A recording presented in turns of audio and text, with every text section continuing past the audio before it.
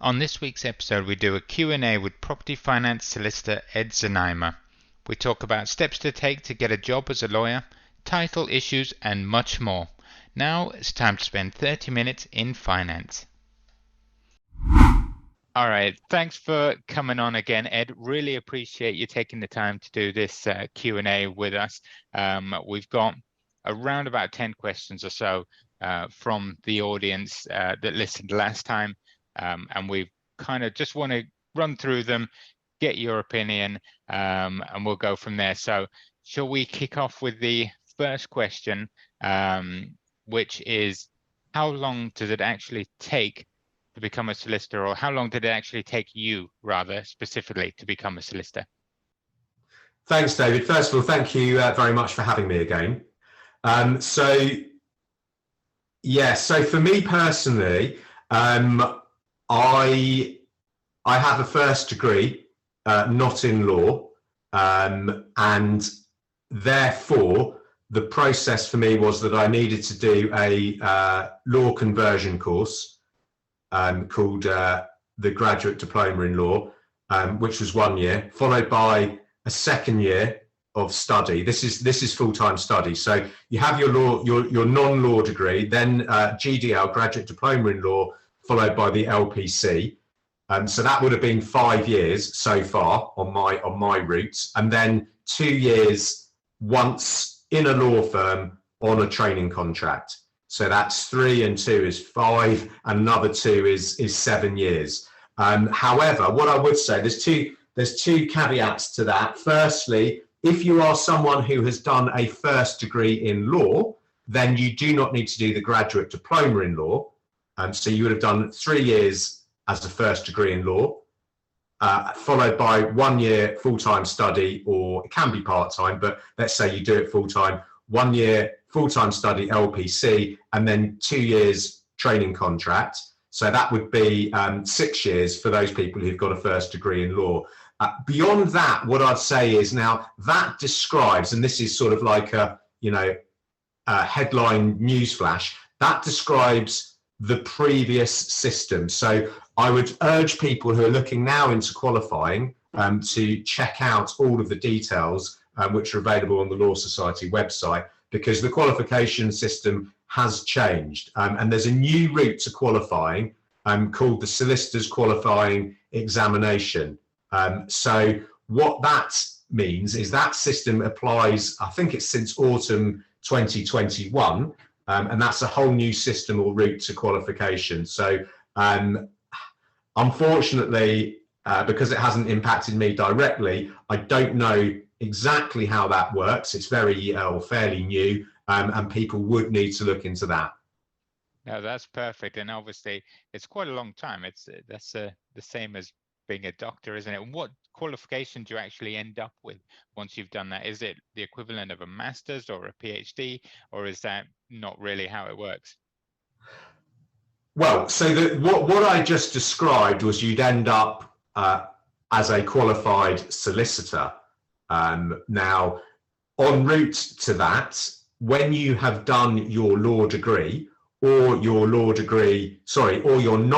degree followed by the Graduate Diploma in Law, you will be LLB Hons in law, basically. So you will be a degree holder, basically, and that is the qualification that you would have. Now, obviously, though, if you stop after you've got your law degree, whilst you'll have that, in inverted commas, qualification, you won't be a qualified solicitor. I mean, that's a very important differentiation to make as well. So there's the academic aspect of it. I mean, this is going by the old system, I have to hasten to add again. So, on the old system, which I went through, you have your law degree or your non-law degree followed by the Graduate Diploma in Law, and then you do the LPC.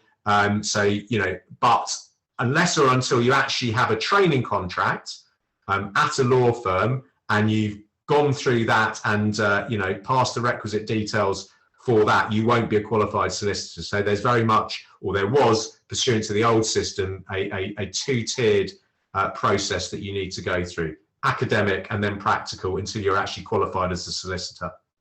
Okay, perfect. And I think obviously spending a lot of time in the sort of studying and in education, you would expect, and I think a lot of people do expect, the rewards for that to be relatively sort of okay. And that leads us kind of nicely on to the next question, which is, what are the potential sort of earnings for a solicitor?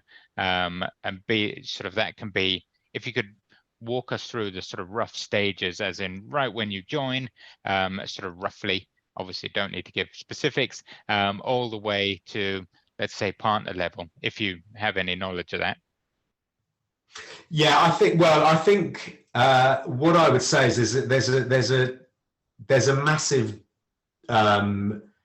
divergence of what that can mean for different people and different firms. So what I mean by that is, if you were to train and qualify at, for example, a Magic Circle firm such as Clifford Chance, what you would be earning as a trainee and a newly qualified solicitor would be vastly different than what you would be earning as a trainee and newly qualified solicitor at, for example, you know, X and Y partners in some town or provincial city or area in the UK.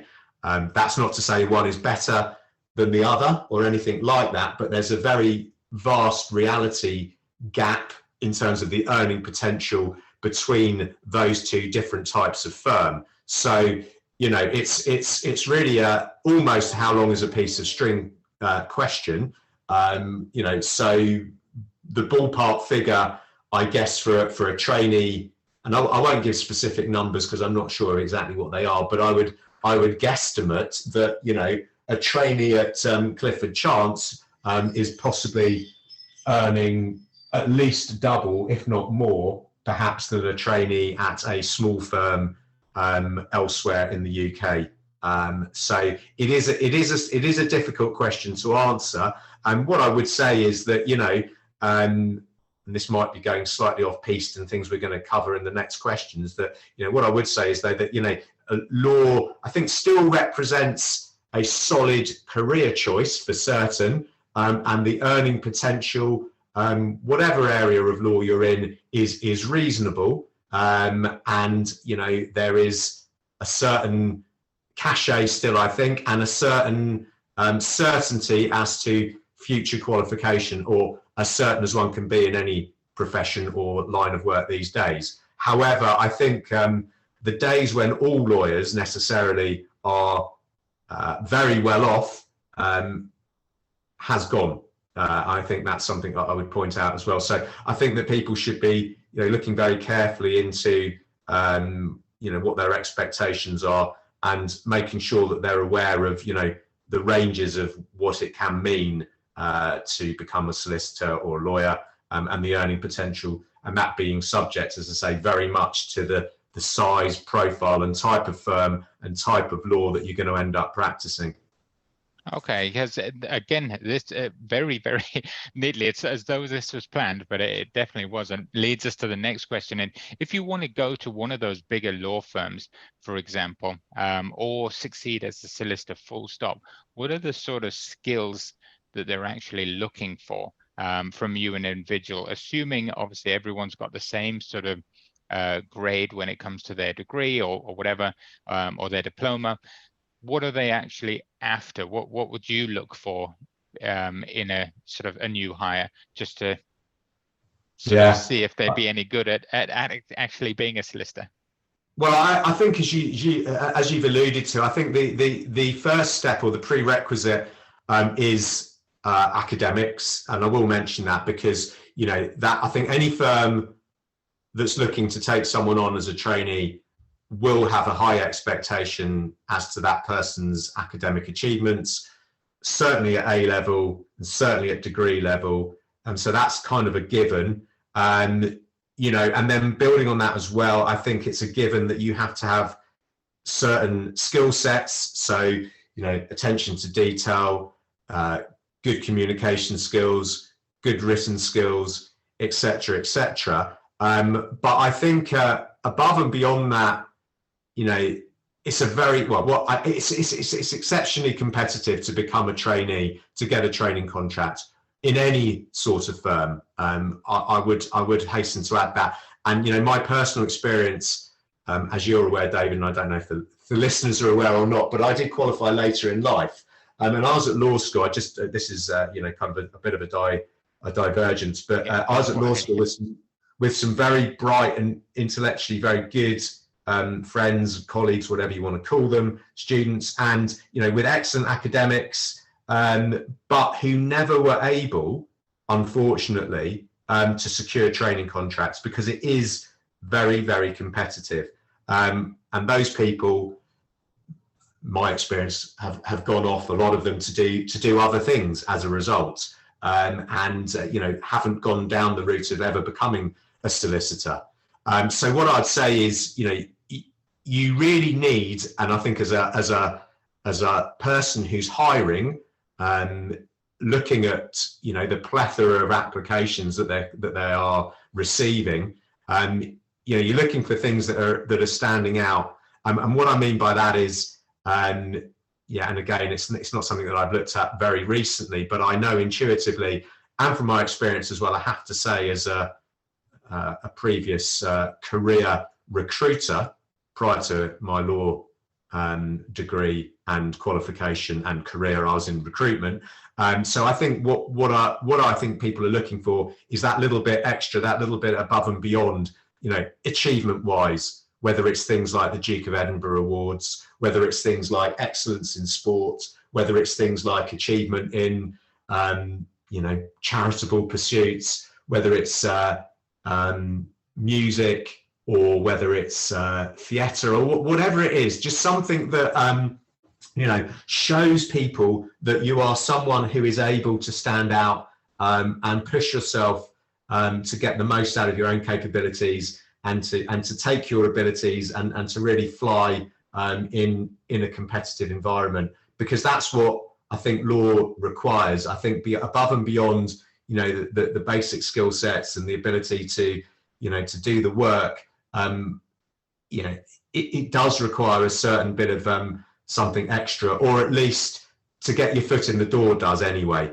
And there's no doubt about that. And that is, I think, what firms are looking for when they're hiring. I would also add to that, and this is something, again, from my recruitment days and also from my experience of, you know, talking to friends when I was at law school, you know, the people who were successful in getting training contracts realized that they needed to make their applications focused and targeted. So, for example, you know, if you're someone who wants to become a sports lawyer, and you've got you know, excellence in sport, and you've achieved a lot in sport, and you've got knowledge in sport, then apply to those sorts of law firms and make your case out as to your passion and interest in that particular area, because that's the sort of thing that I think hiring managers look for. And that goes across the board. You know, all sorts of law firms,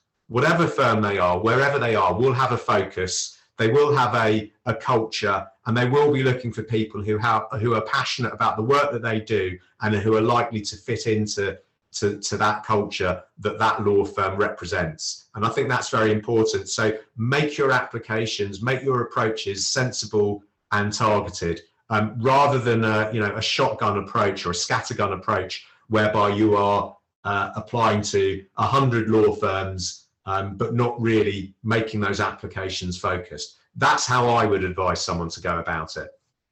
Yeah, and when it comes to the colleagues that you're talking about, or the fellow students that didn't manage to get a place, was it just that specific thing that, like, they had nothing in particular that made them sort of stand out then from the crowd? They were kind of just academic, and that was it? Or was there something else that they were lacking in terms of a certain personality trait or anything of that kind of nature?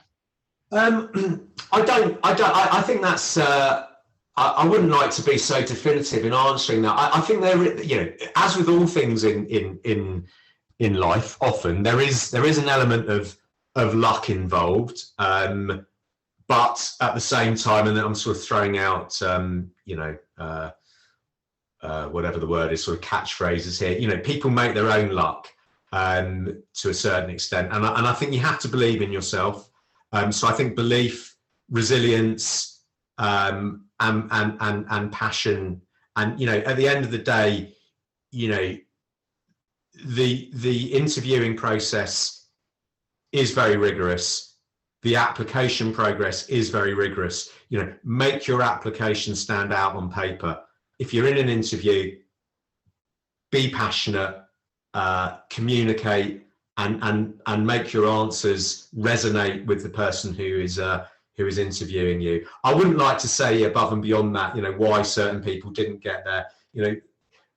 People are lucky, people are unlucky, but people do make their own luck. It is one of those. It is one of those things, but it is exceptionally competitive.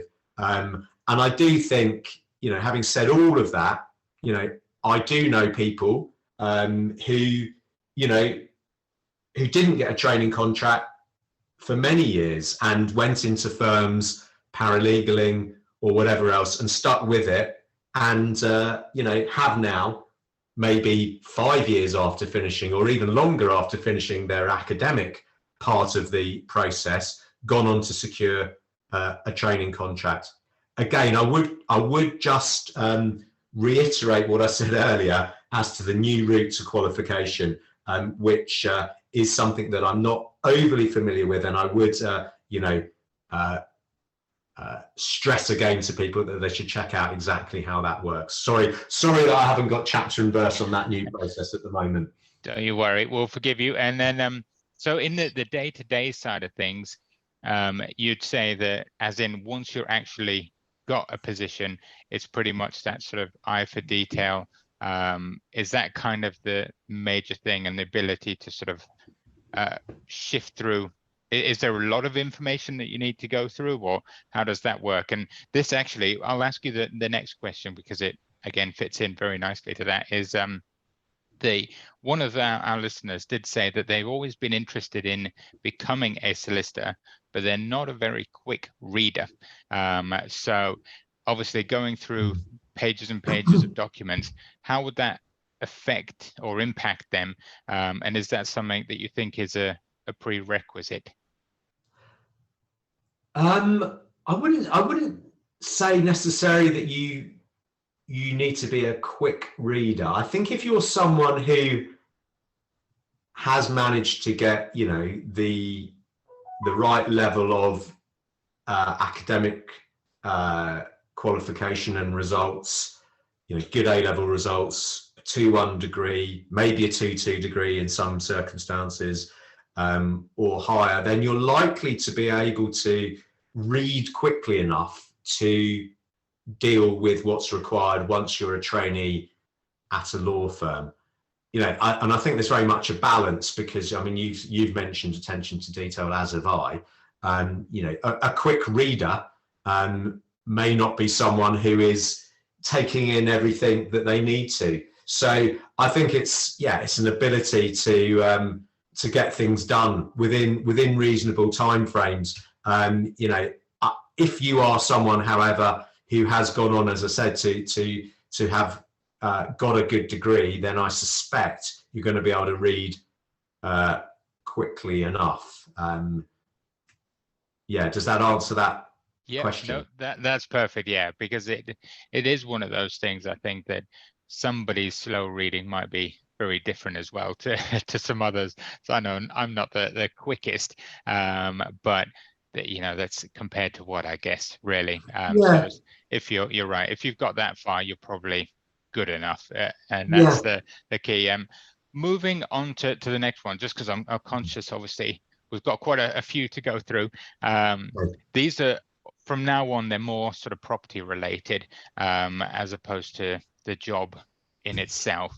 And the first one that we've got through is, what happens when you pull out of a property deal after exchanging contracts?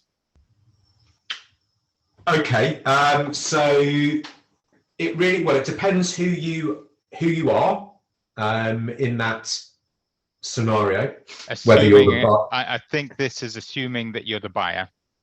Okay. Well, if you are the buyer and you don't complete, you will lose your deposit, or there's a risk of losing your deposit. So at exchange, i.e., when the contract is entered into, you would have paid a deposit. If you don't make the completion as a buyer, you will lose your deposit, and you could also risk being sued. So the seller may serve a notice to complete on you as the buyer if you fail to complete, and that can be served by the seller, basically, and you will then, if you don't then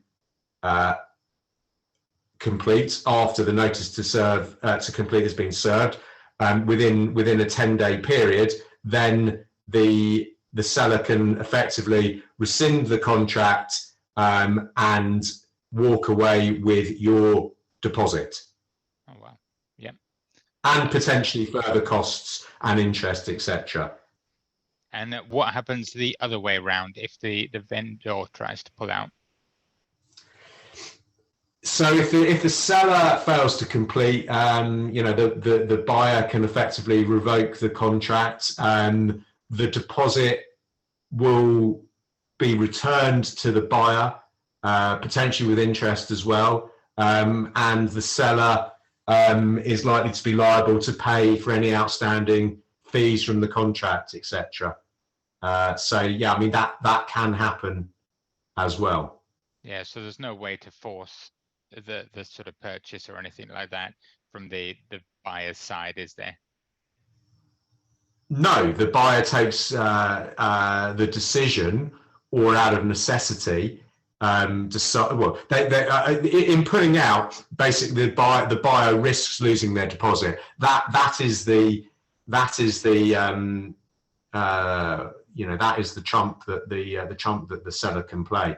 Yeah, and then the other way around, though, the buyer can't force the seller to sell, can they? From no matter what, if they pull out, that's the property off the market. They've got no way of getting that, even via suing or anything, I'm guessing. No, exactly.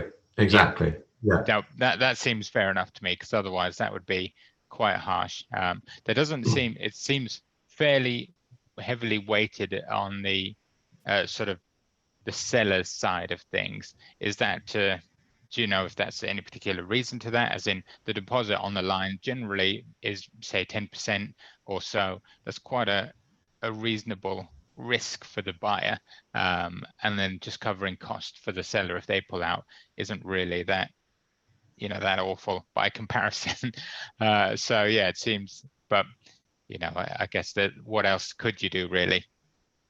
Yes, no, it's the buyer who is at risk of losing the deposit. So yeah, I mean, in that regard, they are able to be more heavily penalised. Absolutely. Yeah, no, that is perfect. And then our next question, this person must have had some issues buying some property or selling a property, but it says, why does it take so long to complete property purchases in the UK, and does it need to be as complicated as it is? And from our experience, obviously, as a bridging lender, and you acting for us as our solicitor, occasionally things do take a reasonable amount of time. So yeah, what are your thoughts on that? So why does it take so long? Yeah, and why is it so complicated? Or it maybe appears so complicated to the uninitiated. I think initiated. I think the reason it takes so long is that the conveyancing process is designed to make sure that both parties are protected in sort of very broad terms. So therefore the various parties have to go through in-depth legal due diligence to make sure that no no issues that could come back further down the line to bite either, you know, are left unturned.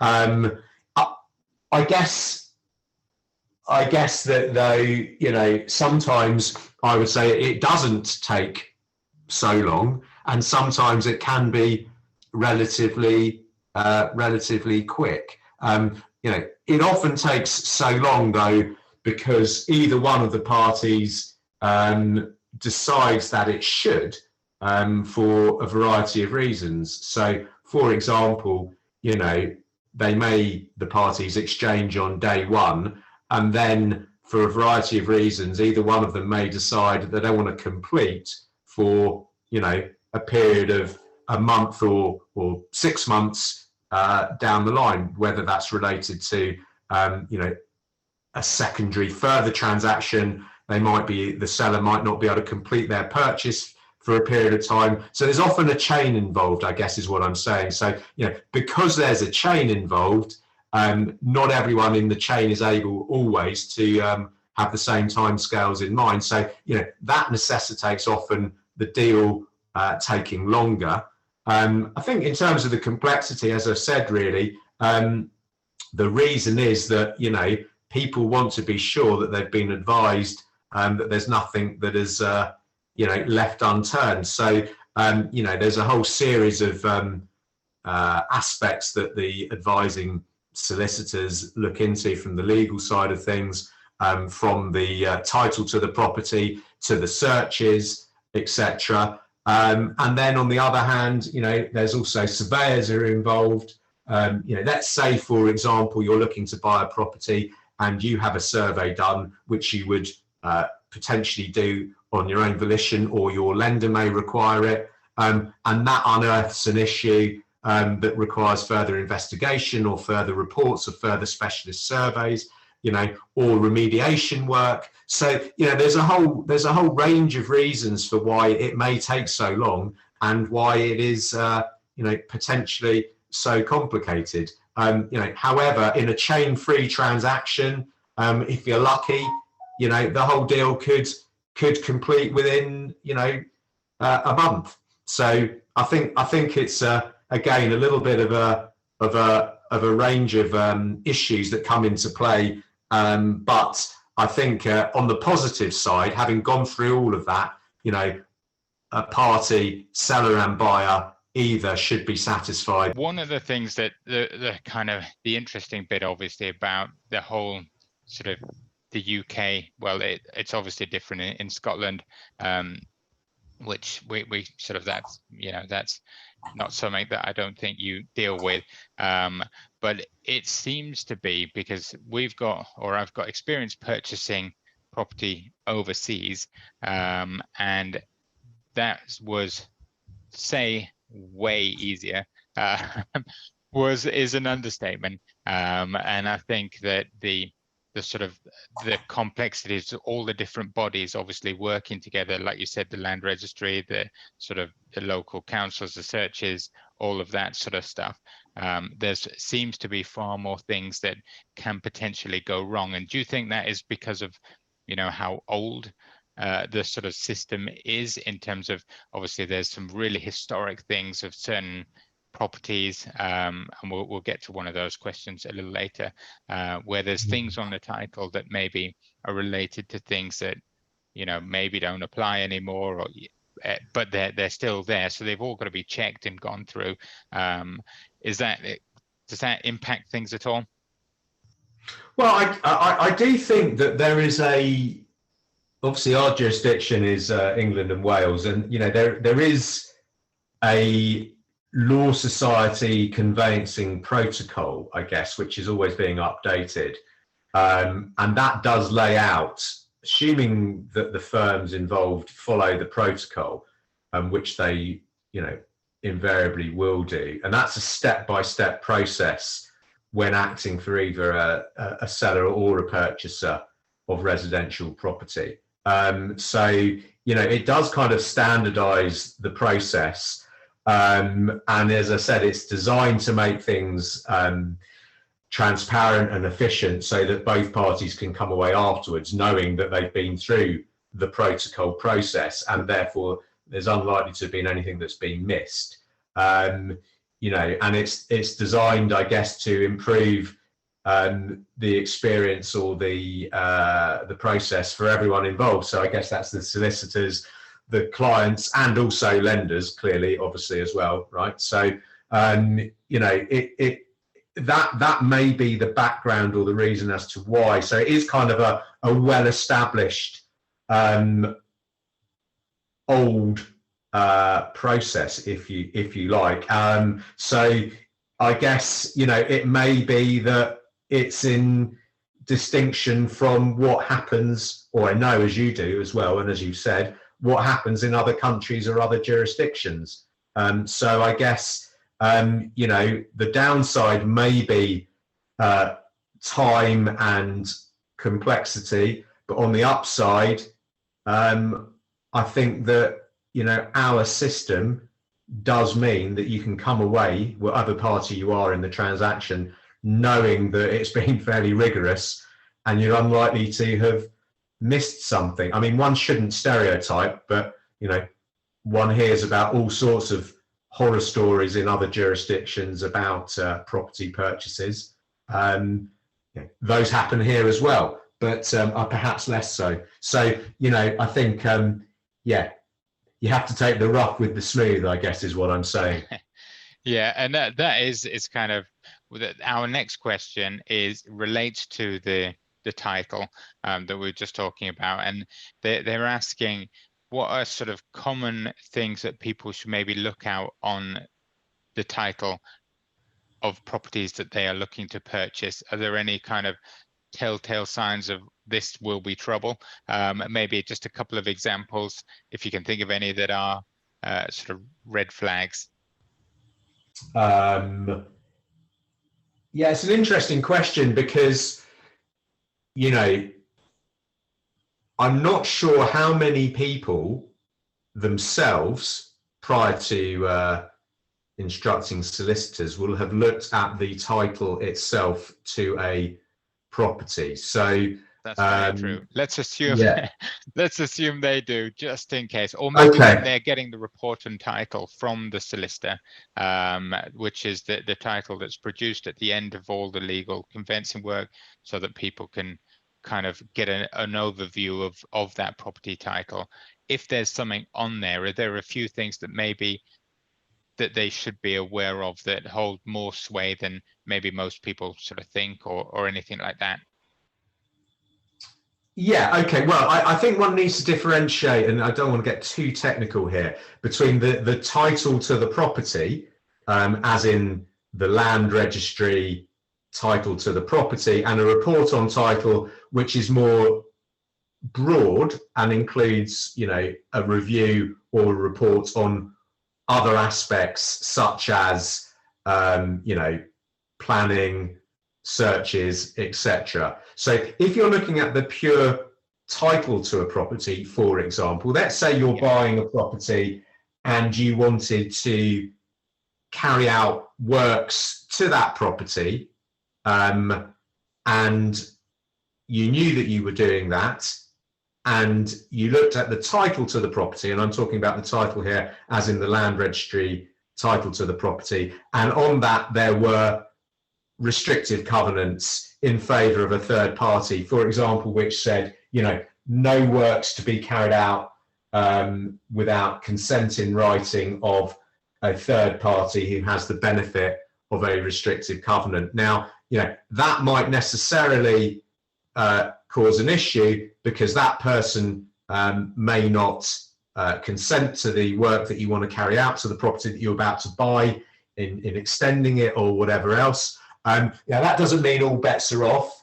You could either, you know, seek the person with the benefit of that covenant now and request their consent, or more usually, you know, perhaps, you know, pursue an indemnity to cover any risk which your solicitor would do on your behalf. But that might be a red flag that you might look at, you know, subject or be, you know, concerned about, subject to what you want to do with the property once you've bought it. More generally, obviously, as you'll be aware, and as I'm sure the listeners are aware, solicitors are likely to have purchased searches on your behalf in respect of the property, and that might raise other concerns. For example, this would be a very big red flag. Let's say the environmental search, which you had commissioned, came back with a flag saying that the property may or is built on land which may be in some way contaminated, or contaminated land. Now, there may be a reason for that, which may be easy to get round based on further information that could be submitted to the search provider, but it could be a reality that the land is contaminated, and that remedial work needs to be done to it to get round that contamination. So that would be a red flag. And all of this as well, bear in mind that you may be buying with the benefit of a mortgage from a lender, would be things that certainly the lender would want to be satisfied on as well. So it's double pronged really. Your solicitor will have to advise you as to yourself and any concerns that come up, and also we'll need to advise the lender who's providing the funding as well, as to these potential concerns that come up. So there are things that you'd want to be aware of or concerned about, but hopefully, again, it depends what the asset is or what the property is that you're buying. If you're buying an established residential property, a house, etc., there are less likely to be issues that come up. But there can be. I mean, let's say, for example, just one further example, the house, let's say it's a house you're buying. Let's say it was a newly built house in development that was built 2 or 3 years ago, or you're buying it brand new, and there is no what one would call structural warranty from a new build warranty provider, which there should be, basically warranting that the house is in good structural order for a period usually of 10 years.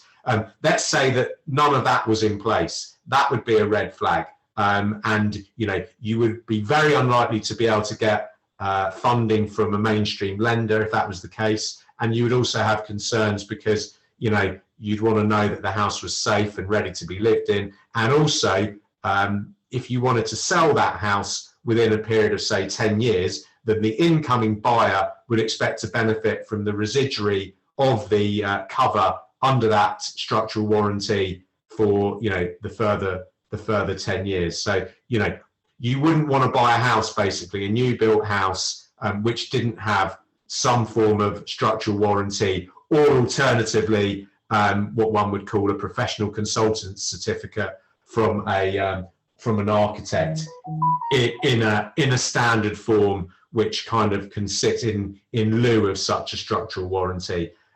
So there are things that are red flags that do come up occasionally. No, that's perfect. And you kind of covered our next question a little bit, which is, what is the importance of a local search, and when would you suggest it isn't needed, if at all it ever isn't needed? Well, I would suggest that it's never not needed. If you don't have a local search, then you should certainly look to get an indemnity for the lack of a local search. Again, you won't be able to get, in my experience, a mortgage from any bank or lender of any sort without either a local search or an indemnity for a lack of a local search. Did you say what's the importance of the local search? And why basically would you need one? Well, yeah, I mean the local search, flags all sorts of things. So it will tell you, for example, whether or not the property is accessed from a road which is adopted or otherwise. Let's say you're buying number 5 Acacia Avenue, you'd want to know whether or not Acacia Avenue is a publicly adopted highway. If it isn't, what costs are involved in contributing, if it's a private road, to the upkeep of Acacia Avenue. If it's not adopted, do you have a legal right, in fact, to go up and down Acacia Avenue? If it's not adopted, there needs to be some sort of right to benefit the property to confirm that you can, in fact, go up and down Acacia Avenue. It's a private road. It may be owned by someone who, may have the ability to stop you using Acacia Avenue. Stranger things have happened. There may be an issue that comes up on the local search to do with planning and in enforcement. So let's say you're buying a flat in a converted former house or building of some sort, whatever it may be, and there may not have been the requisite planning sign-off or planning permission for the current use of the property. The local authority may have put an enforcement notice on the property, which the local search will warn you about. So there's all sorts of things that you'd want to get a local search for, and yeah, I don't think it's ever a good idea to proceed without one. And certainly, as I say, if you're looking to get funding from any lender, whether they're a mainstream lender or otherwise, you'll need a local search, or if not, an indemnity for a lack of one. That is perfect. And I think the one thing that a lot of people kind of are aware of when it comes to buying a property, especially, that everyone hears stories about, and this is where I want to see how true they really are, is the chancel repair liability. What can you just sort of briefly explain what that is for everyone, and then what are the actual risks associated with that? And have you ever actually come across an issue with it? A chancel repair liability is a financial obligation which is imposed on some property owners and some properties to pay for repairs, I guess, to a certain church, and chancel is effectively another name for a church. So and there may be a chancel repair liability which falls on some properties which are not the actual church itself, if that makes sense. So the liability attaches effectively to the land and can extend to properties situated within, I guess, a reasonable distance from an actual church. So, if there is such a liability, it can affect, one or multiple properties in an area. And if there is such a liability, the homeowner would have to pay potentially an amount towards the upkeep of the relevant church.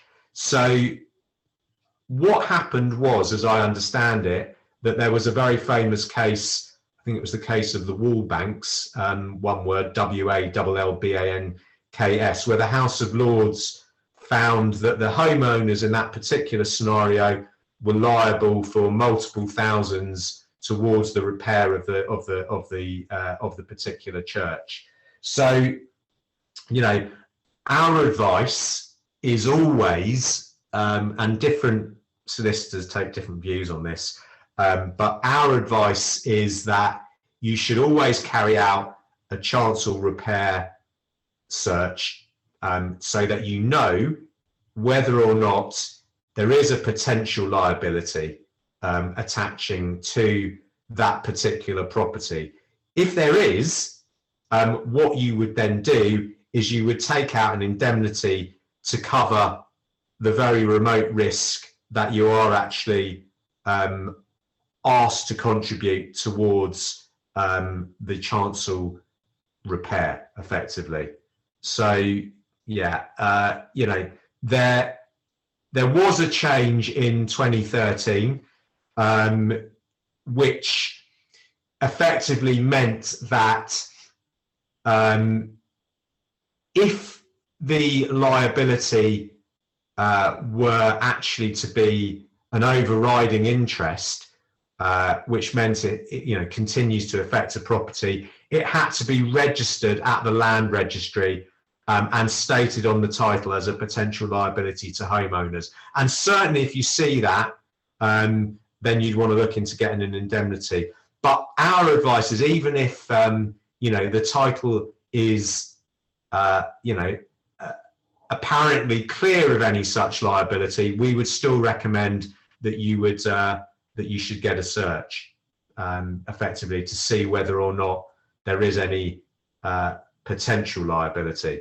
So, I've never come across it whereby anyone's actually been made to pay a contribution towards any such liability.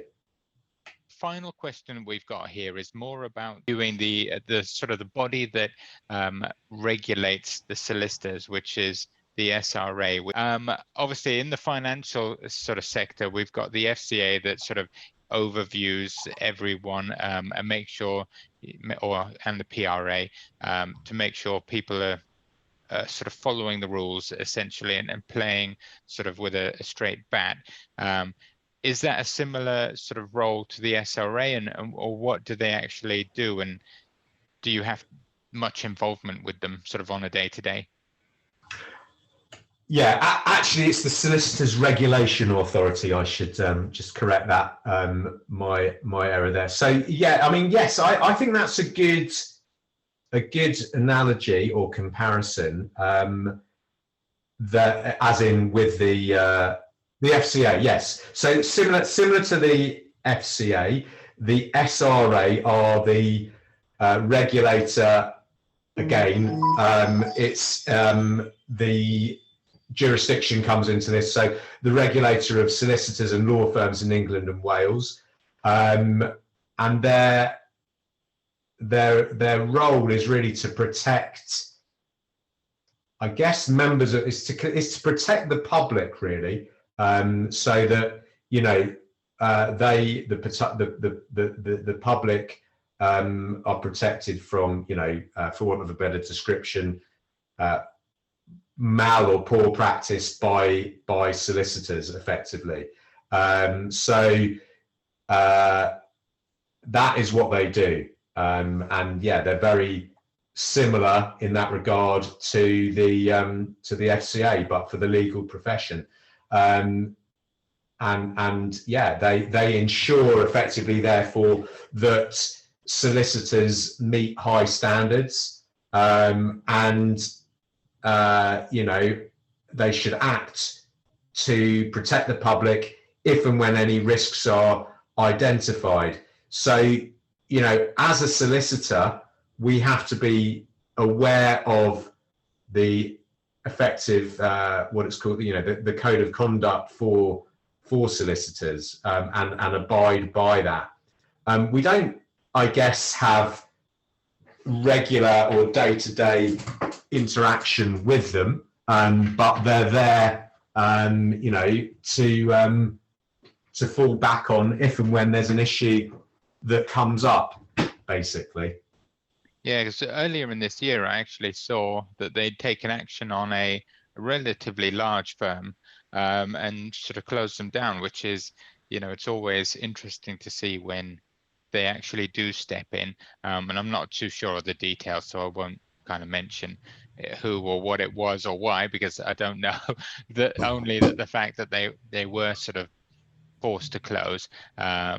And it's always interesting to see when things like that do happen, because they're kind of, you hear about firms all the time, and the FCA, which is the Financial Conduct Authority, just being in the background, but you don't always see, obviously, what they're doing in the background. So it's just interesting to see that there actually are sort of doing things and protecting the I guess the end consumer and the sort of the customers.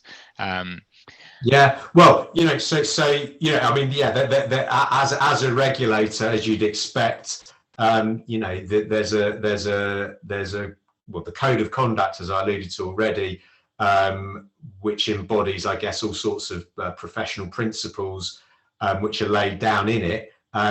You know, all solicitors, all firms are obligated to follow the same code of conduct, effectively. So yeah, I mean, if there's any breach of that, or a serious breach of that, then obviously the SRA can take action, including you know, closing down a particular firm if the breach of the code of conduct is so that it merits it, basically. But yeah, that's what they do. So yeah, they are akin to the FCA, but for you know, the regulation of the legal sector.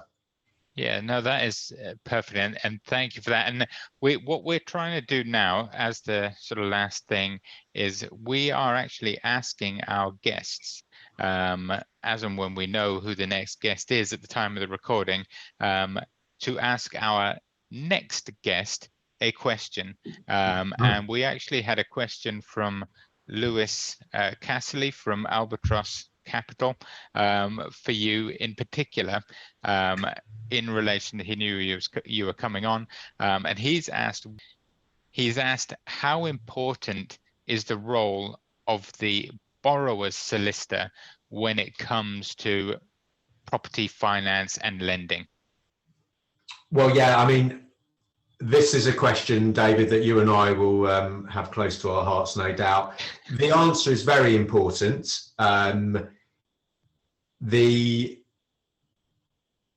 The borrower's solicitor may or may not understand or be familiar with the rigor that a lender's solicitor will expect. It depends who they are, and one shouldn't generalize again, but you know, often the borrower's solicitor may be used to dealing with conveyancing transactions, and it really depends though who the lender in question is. So you know, if the borrower's solicitor is used to dealing with conveyancing transactions where the lender is typically you know, a high street lender, then you know, that is one thing. If however the borrower's solicitor is not used to dealing with a lender, and their solicitor who is not a high street lender, then you know, that can cause potential issues.